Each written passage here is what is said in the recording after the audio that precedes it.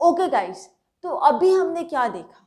अभी हमने नियो के ऑब्जेक्टिव्स देखे और अब एक बहुत इम्पॉर्टेंट क्वेश्चन आगे आकर खड़ा होता है कि इज नाम लूजिंग इट्स रेलेवेंस टुडे? क्या आपको लग रहा है कि नाम अपनी रेलेवेंस को खत्म कर रहा है? If yes, then what are the reasons behind that?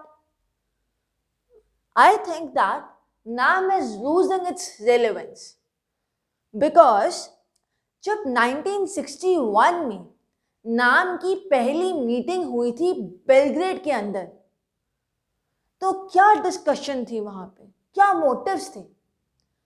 पहला मोटिव कि जो ये सुपर पावर्स के बीच में कॉन्फ्रेंटेशंस हो रही है उसके कारण the world is getting disturbed. Okay. Second was just to alert Asian and African countries. Asian और अफ्रीकन कंट्रीज को अलर्ट करना जिनको अभी अभी इंडिपेंडेंस मिली है कि तुम कोई भी पावर ब्लॉक मत ज्वाइन करो, क्योंकि तुम अगर कोई पावर ब्लॉक ज्वाइन करते हो तो इसका मतलब यही है कि तुम अपनी फ्रीडम को लूज कर रहे हो, जो तुमने अभी इतनी मुश्किलों के बाद अटेन की है। ये 1961 में मेन ऑब्जेक्टिव था नाम का। पर धीरे धीरे हुआ क्या?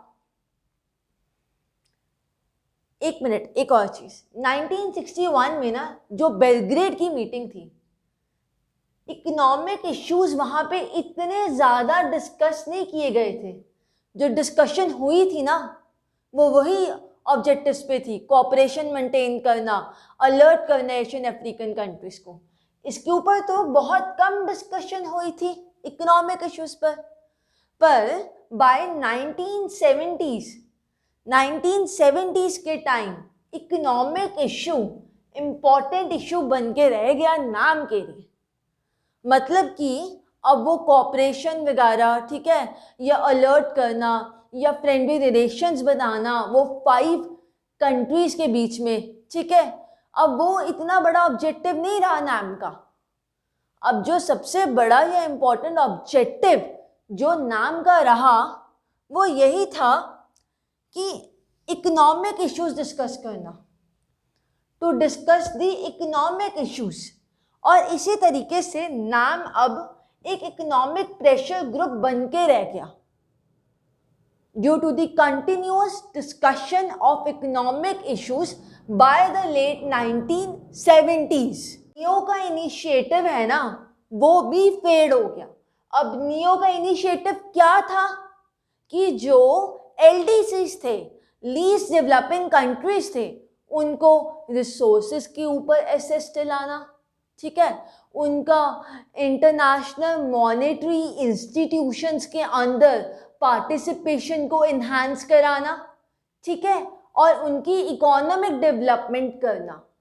अब जो ये नियो का ये ऑब्जेक्टिव्स था ना, या ये वाला जो इनिशिएटिव था कि एलडीसीज को इकोनॉमिकली डेवलप करना, वो भी टाइम के साथ फेड हो गया। क्यों? क्योंकि नाम कंट्रीज जो थे ना, जो थर्ड वर्ल्ड कंट्रीज थी, were not able to face the strong opposition from the developed countries who acted as a united group. NAM was not able to face the strong opposition. जो भी एक strong opposition थी ना, किसकी? Developed Nations की, वो चीज नाम फेस नहीं कर पा रहा था। अब डेवलप्ड नेशंस तो डेफिनेटली ऑपोजिशन तो शो करेंगी, क्योंकि तुम डिमांड कर रहे हो इक्वल डिस्ट्रीब्यूशन ऑफ रिसोर्सेस। क्या वो चाहेंगी कि रिसोर्सेज इक्वली डिस्ट्रीब्यूट हो? डेवलप्ड नेशंस तो यही चाहेंगी ना कि सारे के सारे रिसोर्सेस हम यूज कर रहे। उनका इंटरनेशनल मॉनेटरी इंस्टीट्यूशंस में व्यू पॉइंट्स कम रखे जाएं, डेवलप्ड नेशंस की ज्यादा सुनी जाए। तो डेफिनेट सी बात है वो तो अपना ऑपोजिशन दिखाएंगी। तो जो वो इनका ऑपोजिशन था ना, डेवलप्ड नेशंस का ऑपोजिशन, वो इतना स्ट्रॉन्ग था ना कि जो डेवलपिंग नेशंस थी ना या फिर थर्ड वर्ल्ड कंट्रीज थी नाम की, वो फेस नहीं कर पाई, क्योंकि डेवलप्ड नेशंस एक यूनाइटेड होके सामने आए, यूनिटी दिखा के सामने आए और उन्होंने इस चीज को अपोज किया। So due to that reason नाम was losing its importance also and was becoming irrelevant. अब मैं साइट पे होती हूँ, तुम स्क्रीनशॉट को क्लिक कर लो। हो गया? चल ओके जी। ओके गाइस, तो आपका नेक्स्ट टॉपिक कौन सा है? वो है आर्म कंट्रोल ट्रीटीज। अब ये क्या है? Arm control treaties. आर्म का मतलब क्या होता है? ये वाली आर्म नहीं, बाजू ये नहीं। आर्म का मतलब होता है वेपन्स। क्या मतलब होता है आर्म का? Weapons. Arm means weapons, means weapons को कंट्रोल करने वाली कोई ट्रीटीज या फिर कोई एग्रीमेंट्स। ठीक है, ट्रीटी या एग्रीमेंट्स किसके बीच में? बेसिकली ये आर्म्स या वेपन्स बना कौन रहा था? USA and USSR. तो अब कुछ ऐसी ट्रीटीज साइन की गई थी यूएसए और यूएसएसआर के बीच में। उन ट्रीटीज में उन्होंने प्रॉमिस किया कि अब वो अपनी न्यूक्लियर मिसाइल्स कम से कम बनाएंगे। ओके, क्यों? इनके भी रीजन से इतने समझदार कैसे बन गए वो? एक पॉइंट पे देखा जाए, क्यूबन मिसाइल क्राइसिस हुआ क्यों था? इन्हीं मिसाइल्स के वजह से। अब ये समझ आई तो आई कैसे? दोनों ने सोचा कि अगर गलती से अगर कोई न्यूक्लियर मिसाइल ब्लास्ट होगी उस साइट पर, या फिर वो खुद ब खुद लॉन्च होगी, या किसी भी सोल्जर ने, ठीक है, या आर्मी के बंदे ने ये मिस्चीवियस एक्टिविटी जान के डेलिबरेटली कर दी, तो जान के मिसाइल लॉन्च कर दी, तो उसने तो जान के कर दी, वो तो साइड हो गया, पर वर्ल्ड वॉर तो हो गई ना, दूसरा देश तो तबाह हो गया। ठीक है, अब वो उससे दुश्मनी तो निकालेगा ना, उसको भी तबाह कर देगा। तो उनको ये सोचा उन्होंने कि ऐसी सिचुएशन ना आए, ठीक है, कि कल को ये चीज ना हो। उन्होंने बोला कि अब जो ट्रीटीज, जो भी न्यूक्लियर वेपन्स हमने बनाए हैं, दोनों ने बोला, यूएसए ने भी और यूएसएसआर ने भी, कि कुछ न्यूक्लियर वेपन्स जो उन दोनों ने बनाए हैं वो उसको रद्द कर देंगे, फेंक देंगे, और वो रिटर्न में लिख के देंगे कि उनके पास इतनी न्यूक्लियर मिसाइल्स है और इनके पास इतनी न्यूक्लियर मिसाइल्स है। ठीक है, अब ऐसी कौन कौन सी ट्रीटीज थी, ऐसे कौन कौन से समझदारी वाली ट्रीटीज साइन की गई थी? So we must know about that. पहली ट्रीटी जो साइन की गई थी वो थी लिमिटेड टेस्ट बैन ट्रीटी। इस ट्रीटी के अंदर देखो, ऑब्जेक्टिव इंपॉर्टेंट है हर ट्रीटी के। इस ट्रीटी के अंदर उन्होंने ये बोला कि हम न्यूक्लियर वेपन्स का जो टेस्ट होगा ना, जो हम न्यूक्लियर वेपन्स को टेस्ट करते हैं ना आउटर स्पेस के अंदर, एटमॉस्फेयर के अंदर या फिर वाटर बॉडीज के अंदर, वो चीज़ बंद कर दो। क्योंकि जब तुम वाटर बॉडीज के अंदर टेस्ट कर रहे हो तो जो भी इक्वेटिक एनिमल्स उन वाटर बॉडीज के अंदर रह रहे हैं उनको हार्म होगा। तुम हाइड्रोस्फीयर को हार्म कर रहे हो, और जब तुम ऊपर आउटर स्पेस में कर रहे हो वो तुम एटमॉस्फेयर को हार्म कर रहे हो। So such testing of nuclear weapons in outer space and underwater should be banned. ठीक है, अब ये ट्रीटी किसके बीच में साइन की गई थी?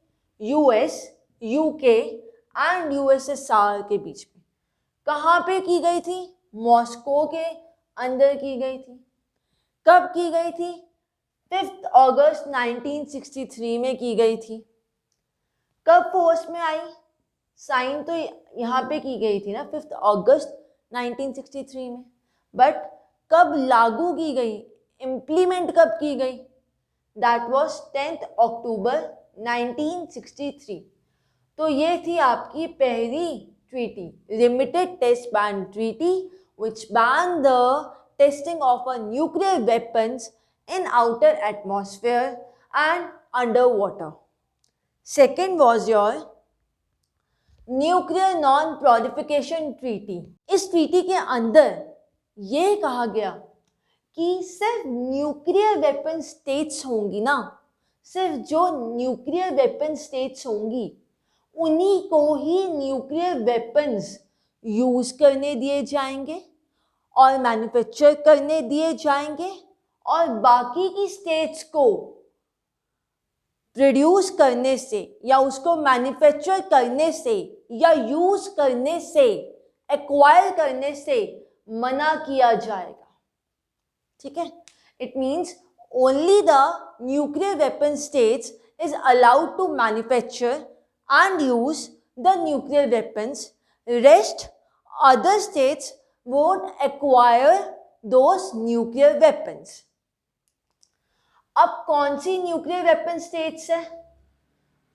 वो कंट्रीज जिन्होंने न्यूक्लियर वेपन्स को मैन्युफैक्चर किया है और एक्सप्लोर किया है, पर 1 जनवरी 1967 से पहले वो ही न्यूक्लियर वेपन स्टेट्स कही जाएंगी और उन्हीं के पास मूल अधिकार होगा कि वो न्यूक्लियर वेपन्स को यूज कर सके और मैन्युफैक्चर कर सके, और बाकी को रोका जाएगा and stops other from acquiring them. Okay, अब ऐसी ट्रीटी लंदन में साइन की गई थी और मॉस्को में। कब? 1 जुलाई 1968 को। और ये फोर्स में कब आई थी?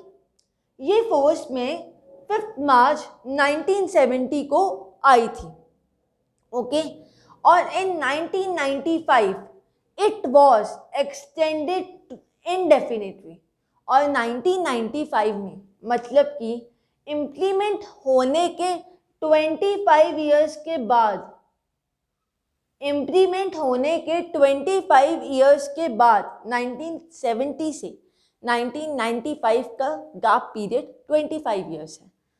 सो 25 ईयर्स होने के बाद इसको इनडेफिनेटली एक्सटेंड किया गया था।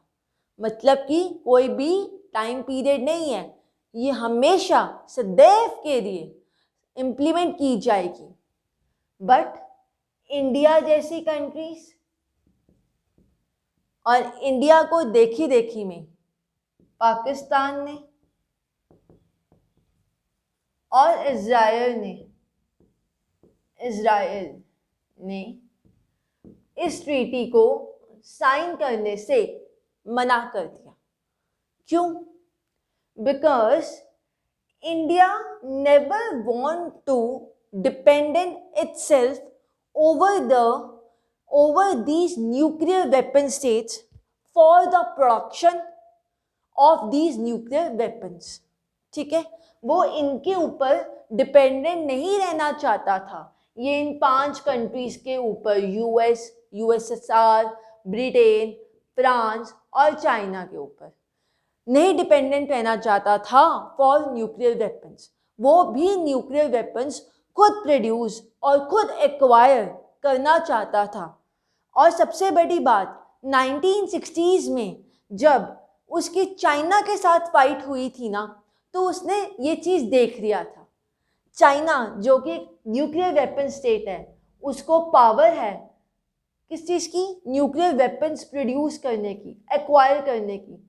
तो उसने फ़र्क यही देख लिया था कि China during 1960s was so powerful because of a fact being nuclear power state.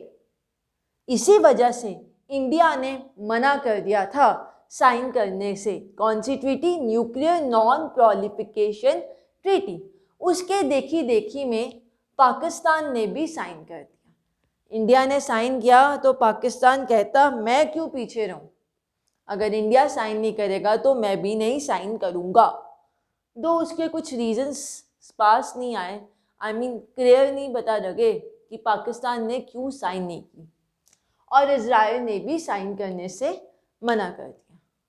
आगे नेक्स्ट ट्रीटी हम डिस्कस करेंगे START 1 and START 2, SALT 1 and SALT 2। Right now take the screenshot and I will move to the next treaties. ले लिया? Okay guys, अभी तक हमने nuclear non proliferation treaty और limited test ban treaty के बारे में पढ़ा, और अब बारी है रिमेनिंग 4 ट्रीटीज के बारे में पढ़ने की। कौन कौन सी? पहली सॉल्ट 1, दूसरा सॉल्ट 2, तीसरी स्टार्ट 1 और चौथी स्टार्ट 2।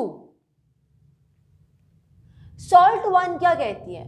पहली बात, सॉल्ट 1 की फुल फॉर्म देखो, स्ट्रैटेजिक आर्म्स लिमिटेशन टॉक्स 1।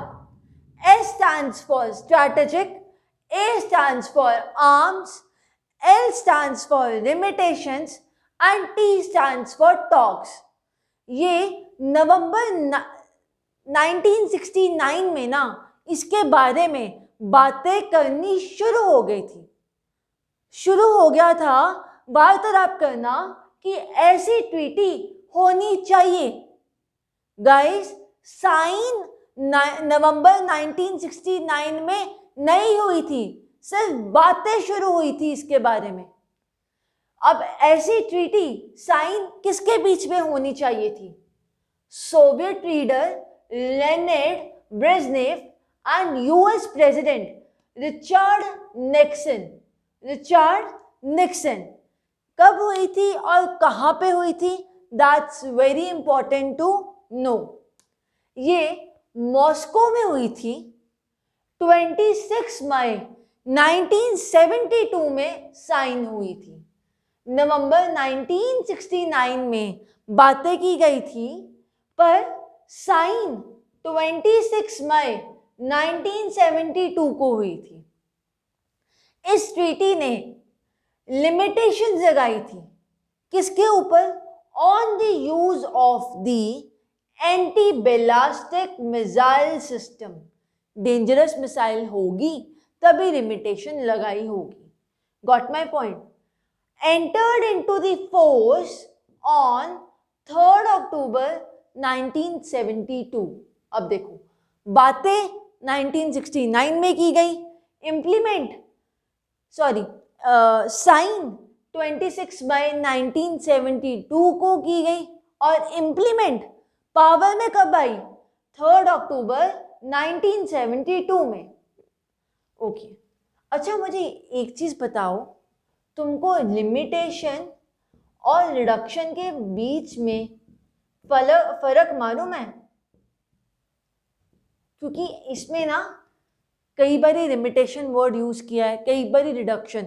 तुम इन वर्ड्स को ना इंटरचेंजेबली नहीं यूज कर सकते, क्योंकि इन दोनों वर्ड्स का ना डिफरेंस है यार, बहुत बड़ा।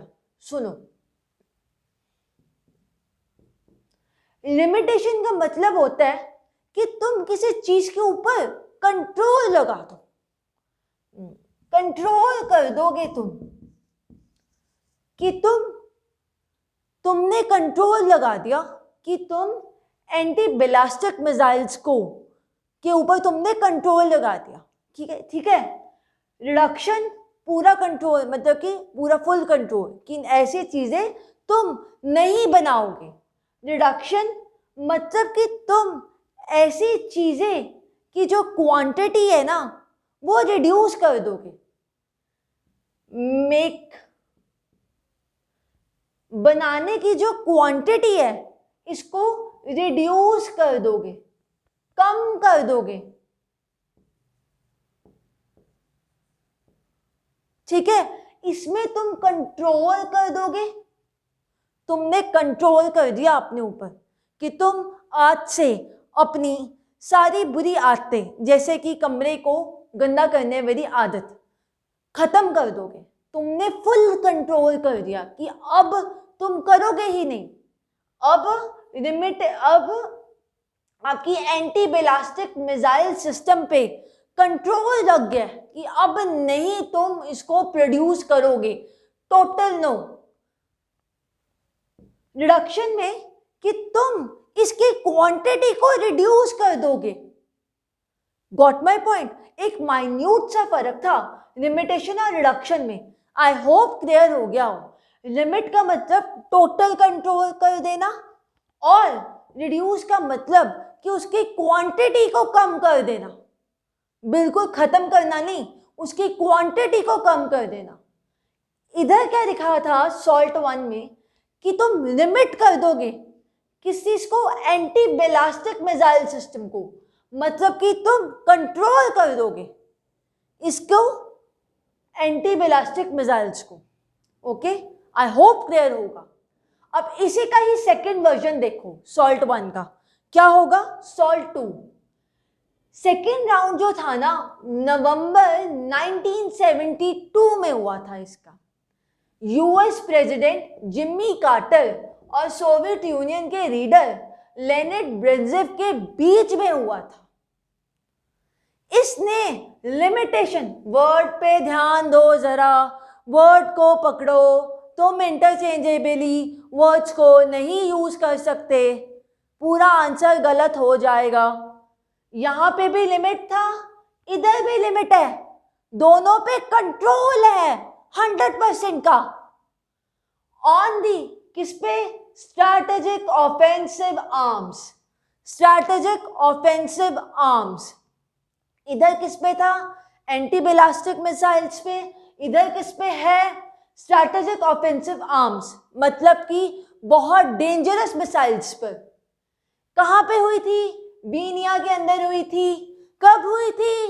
18 जून 1979 को। तो ये था आपका सॉल्ट 1 पार्ट 1, सॉल्ट 2 पार्ट 2। अब आ जाओ start 1।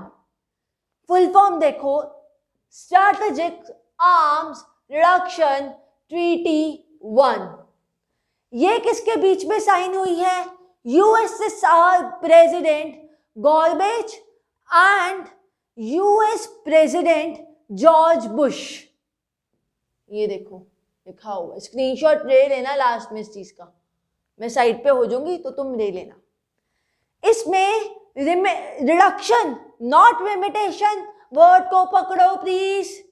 Reduction of strategic offensive arms, बहुत डेंजरस जो मिसाइल्स हैं ना, उस पे तुम रिड्यूस करोगे, तुम उसकी क्वांटिटी को रिड्यूस करोगे, कंट्रोल नहीं, रिड्यूस, कम कर दोगे। स्टार्ट 2 में ये ट्रीटी पहले देखो कब हुई है, साइंड बिटवीन, पहले किसके बीच में हुई है? Russian president Boris Yeltsin and US president George Bush. इसमें लिमिटेशंस आ गई हैं, उस पर रिडक्शन था, इसमें लिमिटेशंस है, फुल कंट्रोल है इसके अंदर, किसके ऊपर? On the strategic offensive arms. पहले कहा गया कि उधर तुम रिड्यूस कर दो, कम कर दो क्वांटिटी को, फिर बोला गया कि अब तुम बिल्कुल ही लिमिट कर दो, अब तुम बिल्कुल ही लिमिट कर दो, कंट्रोल कर दो on the strategic offensive arms. Moscow के अंदर हुई थी ये ट्रीटी साइन, और कब हुई थी? 3 जनवरी 1993 में। ओके, देखो यार, ये ना सिर्फ वर्ड्स का ही गेम थी। अगर मैं तुमको लिमिटेशन और रिडक्शन के बीच में फर्क ना बताती ना, या तो तुम इंटरचेंजेबली इसको यूज कर देते, या फिर तुम गलत कर देते या फिर तुम रट्टा मार देते तो वो बात नहीं बनती थी। रट्टा मारोगे पेपर में कंफ्यूज हो जाओगे, एमसीक्यूज आने थे। इसीलिए मैंने तुमको पहले लिमिटेशन का मतलब बताया, रिडक्शन का मतलब बताया, ठीक है।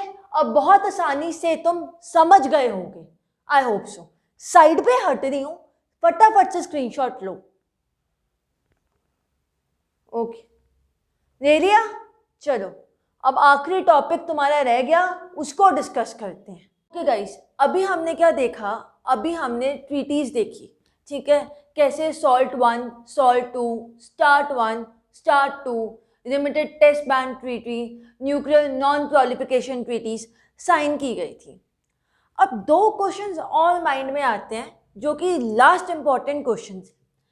आपको अभी भी लगता है क्या? डू यू थिंक दैट नाम सर्व्ड इंडियाज इंटरेस्ट? क्या नाम ने इंडिया के इंटरेस्ट को सर्व किया है, प्रोटेक्ट किया है कहीं ना कहीं? Do you really think so? If you think so then find out the reasons. Okay, कहीं ना कहीं ऑफ कोर्स इंडिया ने, आई मीन नाम ने इंडिया के इंटरेस्ट को प्रोटेक्ट किया है, क्योंकि बनाया किसने था नाम को? Founding father was Jawaharlal Nehru. And नाम जो कि आइडियोलॉजी इसी पे काम करता है कि तुम कोई भी पावर ब्लॉक्स को मत ज्वाइन करो, रिमेन इंडिपेंडेंट। अब जो बंदे इंडिपेंडेंट होगा वो अपने इंटरेस्ट के बारे में सोचेगा ना। If I must take an example, please don't mind. Punjabi में कहते हैं छड़ा बंदा। छड़ा बंदा अपने बारे ही सोचूगा ना। जिसकी शादी नहीं हुई होती वो अपने बारे में ही सोचेगा, पर जो फैमिली पर्सन होता है, ब्याया होया, बाल बच्चेदार वाला, he is going to think about entire family.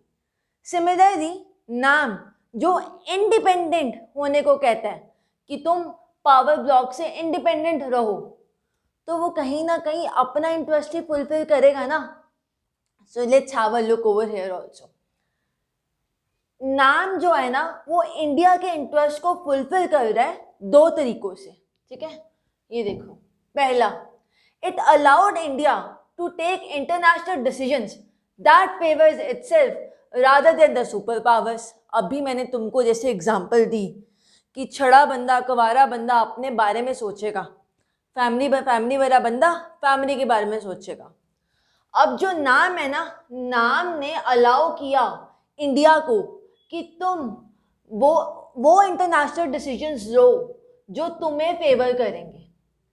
तुमको वो डिसीजंस देने की रत्ता रोड नहीं, बिल्कुल भी रोड नहीं जो सुपर पावर को फेवर करे, रादर वो लो जो तुम्हें फेवर करे, ठीक है।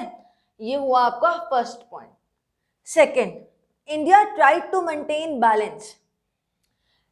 If India felt ignored by one superpower, it could tilt towards the other.